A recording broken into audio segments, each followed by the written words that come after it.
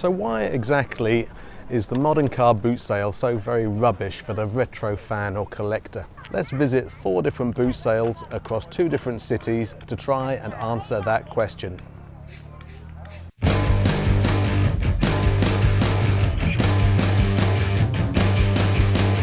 Hello Snookums, I'm Jason Arnott, the author of The Last Days of Jack Sparks' new novel Ghoster and some Doctor Who stuff. If you haven't seen this channel before, then it's a retro thing basically, covering the likes of VHS, video games, Doctor Who, horror movies, you name it. If it's retro, I'm probably obsessed with it, and so are you. So hit subscribe and hit the little bell notification beside it so you don't miss a future video. Once upon a time, there was literally no telling what you might find at any given car boot sale. I would walk around these fields with my pulse racing because it would be entirely possible for me to be presented with an entire floor load of horror movies on X-Rental VHS video, row after row of ZX Spectrum or Atari games, or all manner of classic Doctor Who stuff. Oh yeah, those were the days, but sadly they seem to be long gone. Walk around a car boot sale now and the stalls tend to fit one of 3 categories. Either they're professional sellers who are there every week, they're occasional sellers having a purge of household goods, or they're selling a ludicrous heap of junk that even a bin might turn its nose up at. At the end of this video, by the way, I'll show you the most interesting items I discovered across the 4 sales I've visited during the making of this video, so stay tuned. And I want to hear down in comments from you about your greatest retro car boot finds.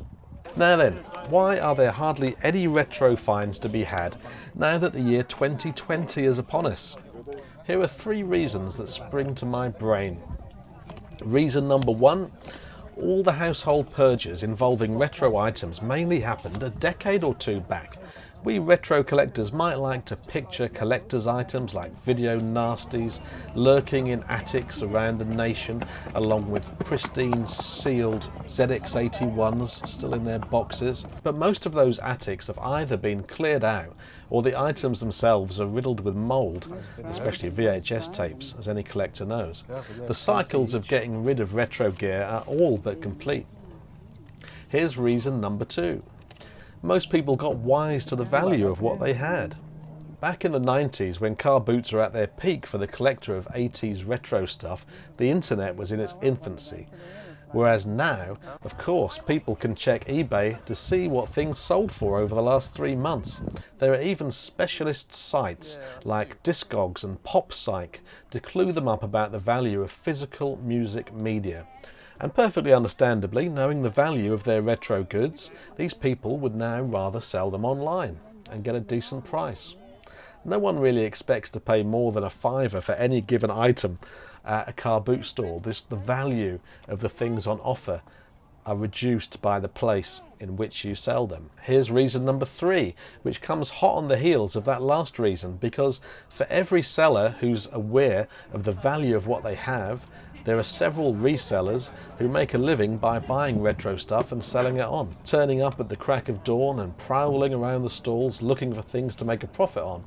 Of course, resellers were a stumbling block back in the 90s too, and they themselves are being hit by the lack of retro goods to buy, full stop, but they do remain an issue for the ordinary retro fan who's wandering around trying to find interesting stuff.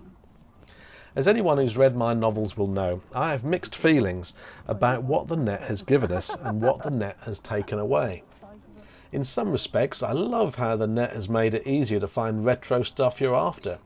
There is, after all, still quite a buzz to be had from finding a reasonably priced item that was listed 5 minutes ago on eBay and then hitting buy it now before anyone else gets a chance to. But at the same time, there was a real magic to having to physically find things, literally out in the field. VHS collectors in particular still exchange golden and often exaggerated stories of finding ridiculously rare tapes for a mere £1. Yeah, like I said, those days were fun. While I still walk around car boot sales now with a slim ray of hope in my heart, that ray does grow a little slimmer each time.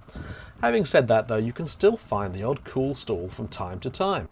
For instance, here's a Williams pinball machine in Brighton.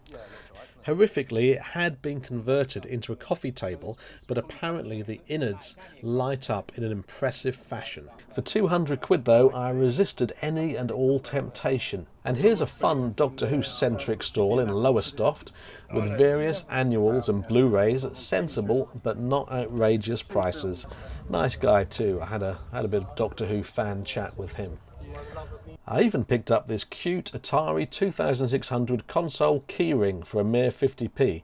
Not a true retro item of course, but it's on my keys as we speak. Does this Alien Blu-ray box set count as a retro item? Probably not, no, but I was extremely happy to pick it up for a mere 2 quid at Brighton Racecourse. There are still some fun items to be had, if only you persevere. While the modern car boot sale may be all but dead for the retro fan, when we do find the odd gem, it'll seem all the more of an achievement. It's also time to look elsewhere for retro stuff such as Facebook Marketplace, which is a relatively new place to buy stuff. Maybe we should just appreciate these boot sales a little bit more for the experience that they offer. Buying various stuff for the house cheaper than you'd find it in a supermarket. Walking around looking at a load of nonsense on a Sunday morning. What could be better than that? Bit of fresh air. If you'd like to support this channel and help it grow, while also receiving benefits like seeing videos early and being thanked on screen, then consider joining my private VIP cult. Not cult, community. That's right, community. See downstairs in the video description for a handy link. Thanks so much for watching.